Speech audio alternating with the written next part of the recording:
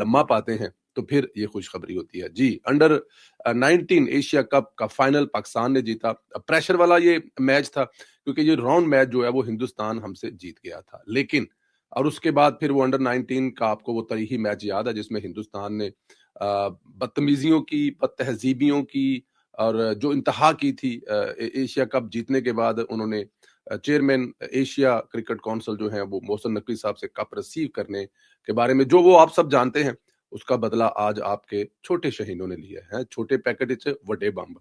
कमाल के बच्चे खेले हैं। जनाब ये मैच जब शुरू होता है तो पाकिस्तान बारी लेता है और पाकिस्तान बारी लेता है तो ये जिस तरह से पाकिस्तान धुआंधार बैटिंग शुरू करता है, लग रहा था कि 350-400 स्कोर हुआ और वही हुआ 347 रन्स बनाए गए। समीर मनहास साहब जो हैं वो इस मैच के हीरो रहे। 9 छक्के और 17 चौके उन्होंने मारे और कमाल का मारा। 100 चौह